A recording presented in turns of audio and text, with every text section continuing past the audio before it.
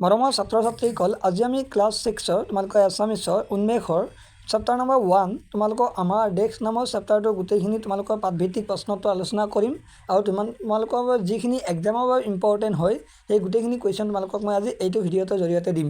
গতিকে গোটেইখিনি পাবলৈ তোমালোকে ভিডিঅ'টো একেলগে চোৱা আৰু ভিডিঅ'টো যদি তোমালোকৰ ভাল লাগে তেনেহ'লে তোমালোকে লাষ্টত চেনেলটো ছাবস্ক্ৰাইব কৰি যাবা, যাতে তোমালোকে পৰৱৰ্তী তোমালোকৰ ক্লাছ 6 গোটেইখিনি চেপ্টাৰৰ মই কুৱেশ্যন এনচাৰ দি থাকিম আৰু তোমালোকৰ মেথছৰ কুৱেশ্যন এনচাৰ দি থাকিম। গতিকে সেইখিনি পাবলৈ তোমালোকে চেনেলটো ছাবস্ক্ৰাইব কৰিবা। এতিয়া তোমালোকৰ চেপ্টাৰটোৰ নাম হৈছে আমাৰ দেশ। এতিয়া আমি এই আমাৰ দেশৰ গোটেইবিলাক কুৱেশ্যন আলোচনা কৰিম। তাৰে ভিতৰত তোমালোকৰ 1 নম্বৰ প্ৰশ্নটোত আছিল তলত দিয়া প্ৰশ্নসমূহ শুদ্ধ উত্তৰটো বাছি উলিয়াই সঠিক বৃত্তটো পূৰ কৰা। মানে ইয়াতে তোমালোকৰ MCQ দিয়া আছে, MCQখিনি সলভ কৰিব লাগে। গতিকে তাৰ যিটো প্ৰথম প্ৰশ্নটো আছিল সেইটো হ'ল কবিতাটোত আমাৰ দেশৰ মূৰৰ মুকুট বুলি কাৰ কথা কোৱা হৈছে। ইয়াৰ 4টা অপশ্যন দিছে, তাৰে ভিতৰত তোমালোকৰ গ নম্বৰ অপশ্যনটো কাৰেক্ট, অৰ্থাৎ হিমালয়। তাৰপিছত খ নম্বৰ প্ৰশ্নটোত আছে কবিয়ে আমাৰ দেশক দেৱভূমিৰ লগত কিয় তুলনা কৰিছে। ইয়াতো তোমালোকৰ 4টা অপশ্যন দিছে, তাৰে ভিতৰত গ নম্বৰ অপশ্যনটো কাৰেক্ট, অৰ্থাৎ পুৰাণ মহাভাৰতত আমাৰ দেশখনক দেৱভূমি ৰূপে বৰ্ণনা কৰাৰ বাবে। গতিকে 2টা MCQ আছিল। এতিয়া আমি নেক্সট কুৱেশ্যন চাম। তাৰপিছত তোমালোকৰ 2 নম্বৰ প্ৰশ্নটো আছিল তোমাৰ ওপৰৰ দ্বিতীয় প্ৰশ্নৰ উত্তৰটো কিয় শুদ্ধ বুলি বাছি ল'লা, সহপাঠীৰ লগত আলোচনা কৰি কোৱা।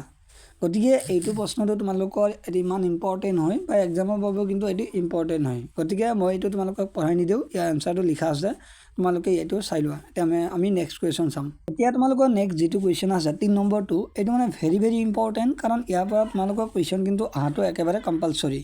গতিকে 3 নম্বৰ প্ৰশ্নটো কি কৈছে সেইটো আমি চাম, তাৰপিছত গোটেইখিনি কুৱেশ্যন আৰু এনচাৰ গোটেইখিনি মই আলোচনা কৰিম। গতিকে প্ৰশ্নটোত কৈছে তলত দিয়া প্ৰশ্নকেইটা উত্তৰ লিখা। গতিকে তাৰে ক নম্বৰ প্ৰশ্নটোত আছে কবিয়ে কোন ঠাইত অৰুণ উদয় হয় বুলি উল্লেখ কৰিছে। গতিকে ইয়াৰ এনচাৰটো হ'ব কবিয়ে পাটকাই পৰ্বতক অৰুণ উদয় হয় বুলি উল্লেখ কৰিছে। তাৰপিছত খ নম্বৰ প্ৰশ্নটোত আছে কবিয়ে অমৃত ধাৰা ক'ত বৈছে বুলি কৈছে। ইয়াৰ এনচাৰটো হ'ব কবিয়ে অমৃত ধাৰা খাচিয়া পৰ্বতত হৈছে বুলি কৈছে। নেক্সট গ নম্বৰ প্ৰশ্নটো আছে, এইটো কিন্তু ভেৰি ইম্পৰ্টেণ্ট। ইয়াত আছে কিহে অসমী আইৰ গাৰ জেউতী চৰাই। গতিকে এই এনচাৰটো হ'ব শুকুলা পাতৰ ৰিহা মেখেলাই অসমীৰ আইৰ গাৰ জেউতী চৰাই। তাৰপিছত তোমালোকৰ নেক্সট কুৱেশ্যন আছে খ নম্বৰটো দেৱভূমি বুলি কবিয়ে কোনখন ঠাইৰ কথা কৈছে। এনচাৰটো হ'ব দেৱভূমি বুলি কবিয়ে আমাৰ দেশ অসমৰ কথা কৈছে। তাৰপিছত 3 নম্বৰ কুৱেশ্যনৰ লাষ্ট কুৱেশ্যনটো হ'ল গ নম্বৰটো কবিয়ে অসমী আয়ে কিহৰ হাতখৰি পিন্ধা বুলি কৈছে। গতিকে ইয়াৰ এনচাৰটো হ'ব কবিয়ে জান জুৰিয়ে অসমী আয়ে হাতখৰি পিন্ধা বুলি কৈছে। গতিকে নম্বৰ প্ৰশ্নটো কিন্তু বহুত ইম্পৰ্টেণ্ট হয়, তোমালোকে এই কুৱেশ্যনখিনি কিন্তু ভালদৰে চাবা। তাৰপিছত নেক্সট তোমালোকৰ 4 নম্বৰ কুৱেশ্যনটো আছিল কবিয়ে আমাৰ দেশখনক কি কাৰণত স্বৰ্গতকৈও অধিক বুলি কৈছে আলোচনা কৰি বহলাই লিখা। এই কুৱেশ্যনটো তোমালোকৰ কিন্তু 2 মাৰ্কৰ হিচাপে কিন্তু আহিব পাৰে আৰু এইটো অহাটো বহুত মানে ইম্পৰ্টেণ্ট হৈ আছে এক্সামৰ বাবে। গতিকে এইটো তোমালোকে ভালদৰে পঢ়িবা, এইটো কিন্তু এক্সামত আহিব। গতিকে ইয়াৰ এনচাৰটো আছে আমাৰ দেশখনৰ প্ৰাকৃতিক সৌন্দৰ্য অতি মনোৰম। আমাৰ দেশৰ এটা প্ৰান্তত আছে হিমালয় পৰ্বত শৃংখলা, আনফালে আছে পাটকাই পাহাৰৰ লগতে বিস্তীৰ্ণ অৰণ্য আৰু বহু প্ৰকাৰৰ গছ গছনি, সুগন্ধি ফল মূল, এই সকলো উপাদানে পৰিপূৰ্ণ আমাৰ দেশখন। সেয়ে কবিয়ে আমাৰ দেশখনক স্বৰ্গতকৈও অধিক বুলি কৈছে। গতিকে ইয়াৰ এনচাৰটো কিন্তু অলপ সৰু হয় আৰু তোমালোকে মনত ৰাখিবলৈ কিন্তু ইজি হয়। গতিকে তোমালোকে এইটো ভালদৰে পঢ়িবা, এইটো কিন্তু এক্সামত অহাটো কম্পালচৰি। এতিয়া নেক্সট তোমালোকৰ 5 নম্বৰ প্ৰশ্নটো আছে কবিতাফাঁকিৰ পৰা তলত দিয়া প্ৰশ্নকেইটাৰ উত্তৰ লিখা। মানে ইয়াতে তোমালোকে কবিতাৰ এটা দফা তুলি দিছে আৰু ইয়াৰ পৰা কেইটামান কুৱেশ্যন দিছে, সেইখিনি আমাৰ এনচাৰ কৰিব লাগে। গতিকে গোটেইখিনি আলোচনা কৰাৰ বাবে তোমালোকে খালি অকল ভিডিঅ'টো একেলগে চোৱা। এতিয়া প্ৰথম তোমালোকৰ কবিতাফাঁকিৰ কথা কৈছে পাটকায়ে মেল কলা চুলিতাৰি অৰুণ উদয় তাত লুইতে পখালি চৰণ দুখনি দিয়ে ৰিহাখনি গাত। গতিকে এইটো দফাৰ ক নম্বৰ প্ৰশ্নটো আছিল কলা চুলিতাৰি কোনে মেলে বুলি কৈছে। গতিকে এই এনচাৰটো হ'ব কলা চুলিতাৰি পাটকাই পৰ্বতে মেলে বুলি কৈছে। তাৰপিছত তোমালোকৰ খ নম্বৰ প্ৰশ্নটো আছে লুইতে কাৰ চৰণ দুখনি পখালি দিয়ে বুলি কৈছে। গতিকে এই এনচাৰটো হ'ব লুইতে অসমৰ চৰণ দুখনি পখালি দিয়ে বুলি কৈছে। তাৰপিছত গ নম্বৰ প্ৰশ্নটো আছে ৰিহাখনি বুলি কিহৰ কথা কৈছে। গতিকে এই এনচাৰটো হ'ব ৰিহাখনি বুলি লুইত নদীৰ কথা কৈছে। ইয়াত তোমালোকৰ নেক্সট যিটো মানে আছে সেইটো হ'ল তোমালোকৰ 6 নম্বৰ কুৱেশ্যনটো ইয়াতে আছে কবিতাটিৰ ভাৱৰ লগত সংগতি ৰাখি ক অংশৰ সৈতে খ অংশ আস্তানি মিলোৱা। গতিকে এইটো মিলাব দিছে, গতিকে ইয়াৰ এনচাৰটো মই তোমালোকক পঢ়াই নিদিওঁ, তোমালোকে ইয়াতে চাই লোৱা, মই তোমালোকক মিলাই দিছোঁ, তোমালোকে ইয়াৰ পৰা চাই তোমালোকে মিলাই লোৱা।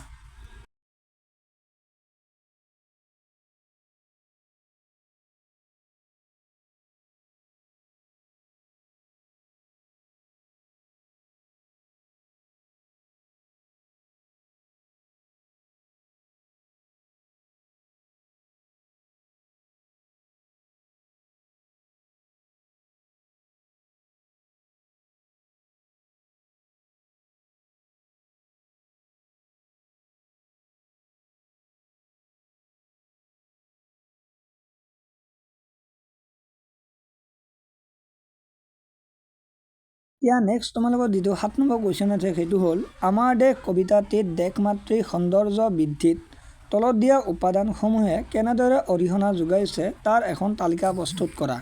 গতিকে ইয়াৰ এনচাৰটো আছে গিৰিৰাজ হিমালয়ে মূৰৰ মুকুট হৈ জেউতি চৰাইছে পাতকাই পৰ্বতে কলা চুলিতাৰি মেলে লুইতে চৰণ দুখনি পখালি দিয়ে জানজুৰিয়ে সাতখৰি সাৰ লৈ আহে পৰ্বত পোহাৰে আছে শোভা কৰি আচলত নাচে তৰা। গতিকে তোমালোকক এটা তোমালোক কবিতা লিখিব দিছে, মানে কবিতাৰ যিটো দফা সেইটো তোমালোকক নিজে প্ৰস্তুত কৰিব দিছে। গতিকে ইয়াৰ এনচাৰটো মই ইয়াতে দি দিছোঁ, তোমালোকে এইটো ডাইৰেক্ট লিখি দিলে কিন্তু হৈ যাব। তাৰপিছত আমি নেক্সট চাম 8 নম্বৰ কুৱেশ্যনটো। এতিয়া তোমালোকৰ 8 নম্বৰ কুৱেশ্যনটো দিয়া আছে তলত দিয়া শব্দবোৰৰ লগত চন্দ্ৰ মিল থকা শব্দৰে খালী ঘৰবোৰ পূৰ কৰা। গতিকে ইয়াতে চন্দ্ৰৰ মিল, চন্দ্ৰ মানে হ'ল তোমালোকৰ লাষ্টৰ আখৰ দুটা কি থাকিব লাগিব, চেম থাকিব লাগিব। গতিকে ইয়াত এনচাৰটো লিখা আছে, তোমালোকে ধুনীয়াকৈ ইয়াতে চাই লোৱা। ইয়াত আছে বেগ, বেগটো কেক, কেকটো দেখ, দেশটো ফেক। তাৰপিছতটো আছে তোমালোকৰ ভবা, তৰা, ধৰা, কৰা। তাৰপিছতো আছে হাৰ, পাৰ, তাৰ, বাৰ, গাত, মান, পাত, তাত। মানে লাষ্টৰ আখৰটো কি থাকিব লাগিব, চেম থাকিব লাগিব। চন্দ্ৰ মানে হ'ল লাষ্টৰ দুটা আখৰ কি থকা, চেম থকা। তাৰপিছত 9 নম্বৰ কুৱেশ্যনটো চাম। 9 নম্বৰ কুৱেশ্যনটোত আছে শব্দৰ সৈতে যে শব্দ খেল খেলো আহা। গতিকে এইটো মানে এনেই তোমালোকক পঢ়িবলৈ দিছে, গতিকে এইটো মই তোমালোকক পঢ়াই নিদিওঁ, ইয়াতে ধুনীয়াকৈ এনচাৰটো দিয়া আছে। ইয়াতে খেলাৰ কথা কৈছে, গতিকে এইখিনি তোমালোকে ধুনীয়াকৈ পঢ়ি ল'বা।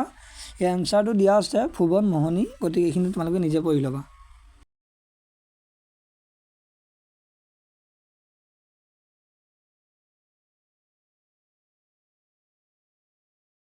তাৰপিছত তোমালোকৰ 10 নম্বৰ প্ৰশ্নটো আছিল কবিতাটিত থকা জুৰীয়া শব্দবোৰ বিচাৰি উলিয়াই লিখা। এতিয়া জুৰীয়া শব্দবিলাক লিখিব দিছে, যেনে প্ৰথমটো আৰু দ্বিতীয়টোৰ লগত মিল থকা শব্দখিনিকে জুৰীয়া শব্দ বুলি কোৱা হয়। ইয়াতে কেইটামান জুৰীয়া শব্দ লিখা আছে, গতিকে গোটেইখিনি মই পঢ়াই দিম, তোমালোকে চাই লোৱা। ৰিহাটো হ'ব মেখেলা, জানটো হ'ব জুৰি, গুণটো হ'ব গান, মনটো হ'ব চিত্তে আৰু ৰূপটো হ'ব ৰসে, ধন ধানে আৰু মুনিটো হ'ব মনোৰমা। তাৰপিছত তোমালোকৰ 11 নম্বৰ প্ৰশ্নটো আছে শিক্ষকৰ সহায় লৈ অথবা অভিধান সমাৰ্থক শব্দকোষ আদি ব্যৱহাৰ কৰি তলৰ শব্দৰে সমাৰ্থক শব্দ লিখা। এতিয়া তোমালোকে এইটো কুৱেশ্যন কিন্তু ভেৰি ভেৰি ইম্পৰ্টেণ্ট এক্সামৰ বাবে, কাৰণ এইবিলাক কুৱেশ্যন কিন্তু তোমালোকৰ 8, 9, 10, 7 মানে গোটেইখিনি মানে ক্লাছতে তোমালোকৰ লাগে, আৰু তোমালোকৰ এই ক্লাছ 6তো কিন্তু তোমালোকৰ এক্সামত আহিব। গতিকে এইখিনি তোমালোকে ভালদৰে পঢ়ি ল'বা। ইয়াতে প্ৰথমটো আছে তোমালোকৰ অৰুণ। এতিয়া অৰুণ মানে হ'ল সূৰ্যোদয় বা অৰণ্য উষা। এতিয়া তোমালোকে বুজি লোৱা সমাৰ্থক শব্দ মানে কি। এতিয়া সমাৰ্থক শব্দ মানে হ'ল একে অৰ্থ বুজোৱা শব্দ। এতিয়া ধৰা তোমালোকে এটা শব্দ আছে তোমালোকৰ ধৰা অৰুণ, বা তোমালোকে ধৰা গিৰি। এতিয়া গিৰি মানে হ'ল তোমালোকৰ এটা পৰ্বত, আৰু গিৰিকা আন এটা নাম কি দিব পাৰি, পৰ্বত। আকৌ পৰ্বতকে আৰু এটা নাম কি দিব পাৰি, পাহাৰ, হয়নে? কিন্তু গোটেইখিনি বস্তুৱে কিন্তু এটাই হয়। গতিকে সেইটোৱে হয় সমাৰ্থক শব্দ, মানে এটা শব্দৰে বেলেগ বেলেগ নাম থাকে, তাকে আমি সমাৰ্থক শব্দ বুলি কওঁ। এতিয়া বাকীবিলাক সমাৰ্থক শব্দ তোমালোকে নিজে নিজে চাই কিনে তোমালোকে বহীত লিখি লোৱা। তাৰপিছত তোমালোকৰ নেক্সট 12 নম্বৰ কুৱেশ্যনটো কিন্তু ভেৰি ভেৰি ইম্পৰ্টেণ্ট এক্সামৰ বাবে। ইয়াতে দিয়া আছে বাক্য ৰচনা কৰা। গতিকে বাক্য ৰচনা কিন্তু তোমালোকৰ 2টা বা 3টা কিন্তু লিখিব দিয়ে, গতিকে ইয়াৰ পৰাও আহিব পাৰে। গতিকে গোটেইখিনি আলোচনা কৰিম। প্ৰথমটো আছে তোমালোকৰ অপূৰ্ব। এতিয়া অপূৰ্বৰে যিকোনো বাক্য তোমালোকে ৰচনা কৰিব পাৰা, কিন্তু ইয়াতে মই স্পেচিফিকেলি তোমালোকৰ বাবে লিখি আনিছোঁ। ইয়াতে আছে কাশ্মীৰৰ অপূৰ্ব সৌন্দৰ্যই সকলোৰে মন প্ৰাণ ভৰাই তোলে। তাৰপিছতো আছে তোমালোকৰ উদয়। উদয়টো হ'ব সূৰ্য পূব ফালে উদয় হয়। তাৰপিছতো আছে মনোহৰ, মনোহৰটো হ'ব মেঘালয় মালভূমি অতি মনোহৰ ঠাই। তাৰপিছতো আছে জেউতি, ইয়াতে জেউতি বাক্য ৰচনাটো ইয়াতে লিখি দিয়া হোৱা নাই, কিন্তু মই তোমালোকক মুখেৰে কৈ দিম। তাৰ জেউতি মানে কি হয়, তাৰ জেউতি মানে হ'ল তোমালোকৰ পোহৰ। তাৰ পোহৰেৰে এটা তোমালোকৰ বাক্য ৰচনা কৰিব লাগে বা জেউতিৰে এটা বাক্য ৰচনা কৰিব লাগে। তোমালোকে এইটো লিখিব পাৰা যে ৰাতি জেউতিয়ে ঘৰখন পোহৰাই বা ঘৰখন উজ্বলাই তুলিলে। মই আকৌ কৈছোঁ যে ৰাতি জেউতিয়ে ঘৰখন উজ্বলাই তুলিলে। তাৰপিছত তোমালোকে দুটা তোমালোকে নিজে লিখি ল'বা, ইয়াতে দিয়া আছে কিন্তু তোমালোকে চাই লোৱা। তাৰপিছত তোমালোকৰ 10 নম্বৰ প্ৰশ্নটোত আছিল কবিতাটোত ওচৰা ওচৰিকৈ থকা বিশেষণ আৰু বিশেষ্য পদবোৰ বিচাৰি উলিয়াই তলৰ তালিকাত ভৰোৱা। গতিকে ইয়াতে ভাগ কৰি দিয়া আছে। প্ৰথমটোত ইয়াতে লিখা আছে বিশেষণ, তাৰপিছতো লিখা আছে বিশেষ্য। গতিকে অপূৰ্বটো হ'ব বিশেষণ, তাৰপিছত সাজটো হ'ব বিশেষ্য। এনে গোটেইখিনি ইয়াতে ভাগ কৰি লিখা আছে, তোমালোকে চাই চাই লিখি লোৱা। তাৰপিছত তোমালোকৰ 14 নম্বৰ প্ৰশ্নটোত আছিল যে সাজ শব্দ প্ৰয়োগ কৰি বিভিন্ন অৰ্থ প্ৰকাশক বাক্য ৰচনা কৰা। গতিকে ইয়াতে 3টা সাজ শব্দৰে বিভিন্ন অৰ্থ প্ৰকাশ কৰা মই কেইটামান বাক্য ৰচনা লিখিছোঁ, তোমালোকে চাই লোৱা। প্ৰথমটো আছে সাজ, সাজ মানে হ'ল পোচাক।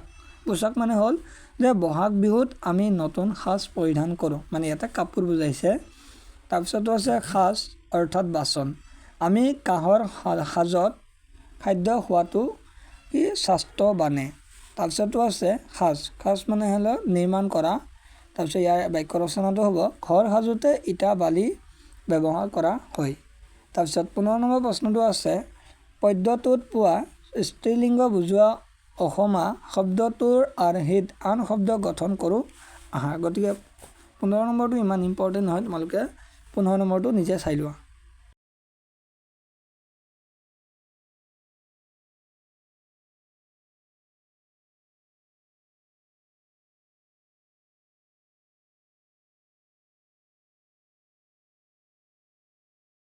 তাৰপিছত তোমালোকৰ নেক্সট কুৱেশ্যনটো আছে 16 নম্বৰটো। ইয়াতে আছে তলত দিয়া শব্দকেইটাৰ সৰলীকৃত ৰূপটো লিখা। গতিকে ইয়াত সৰল শব্দটো লিখিব দিছে। প্ৰথমটো আছে দুৰ্বল, দুৰ্বলটোৱে আমি দুৰ্বল লিখিলোঁ। তাৰপিছতো আছে কাৰ্দৈ, গতিকে ইয়াতে কৰদৈ হ'ব। তাৰপিছতো হৈছে কীৰ্তন, কীৰ্তনটো কীৰ্তন হ'ব। অৰ্জুনটো অৰ্জুন, গতিকে ইয়াতে ভুল শব্দ আৰু শুদ্ধ শব্দৰ ভিতৰত সৰলীকৃত শব্দলৈ ৰূপান্তৰিত কৰিব দিছে। গতিকে ইয়াতে গোটেইখিনি লিখা আছে, তোমালোকে চাই চাই লিখি লোৱা।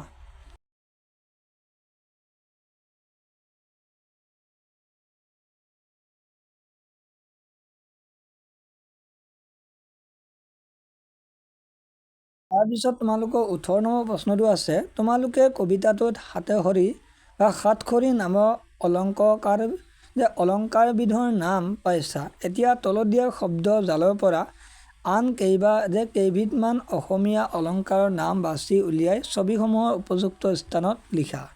গতিকে ইয়াতে এনচাৰখিনি দিয়া আছে, তোমালোকে চাই লোৱা।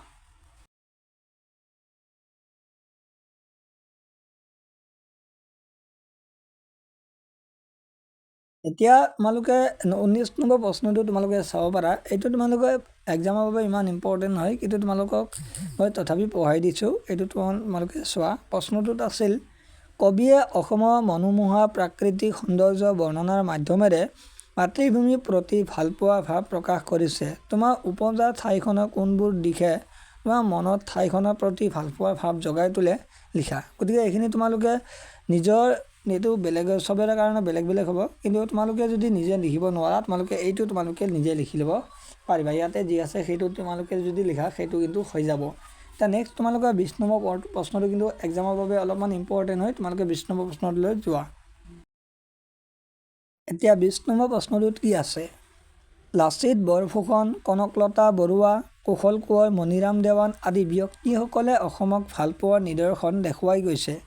তেওঁলোকৰ দেশপ্ৰেমৰ বিষয়ে দলত বা শিক্ষকৰ লগত আলোচনা কৰি আৰু ইণ্টাৰনেটৰ পৰা তথ্য সংগ্ৰহ কৰি লিখা। গতিকে এইখিনি তোমালোকে এক্সামত আহিব পাৰে চমু টোকা। গতিকে এইখিনি তোমালোকে চাই লোৱা। এনচাৰখিনি কিন্তু ইয়াতে ধুনীয়াকৈ দিয়া আছে। এই এনচাৰটো আছে যে লাচিত বৰফুকনৰ বিষয়ে ইয়াতে লিখা আছে প্ৰথমত, তাৰপিছত তোমালোকৰ কনকলতা বৰুৱা, তাৰপিছত তোমালোকৰ কুশল বৰুৱা এনেকৈ লিখা আছে, কুশল কোঁৱৰ। প্ৰথমত তোমালোকে লিখা আছে লাচিত বৰফুকন। গতিকে ইয়াতে লিখা আছে যে লাচিত বৰফুকন আছিল অসমৰ প্ৰথম জন বৰুৱাৰ বৰ বৰুৱাৰ মোমাই তামোল বৰুৱাৰ পুত্ৰ। তেওঁ মোগলসকলৰ বিৰুদ্ধে যুঁজ কৰি অসমক ৰক্ষা কৰিছিল। তেওঁ আহোম সেনাৰ এজন সাহসী সেনাপতি আছিল। প্ৰতি বছৰে 24 নৱেম্বৰৰ দিনা অসমত লাচিত বৰফুকন খুবৰি লাচিত দিৱস পালন কৰা হয়। গতিকে এইটো কুৱেশ্যন কিন্তু আহিব পাৰে যে লাচিত দিৱস কোন তাৰিখে পালন কৰা হয়। গতিকে 24 নৱেম্বৰ, এইটো তোমালোকে মনত ৰাখিবা। এনেকৈ গোটেইখিনি তোমালোকৰ বিষয়ে লিখা আছে, তোমালোকে এইখিনি তোমালোকে নিজে চাই লোৱা।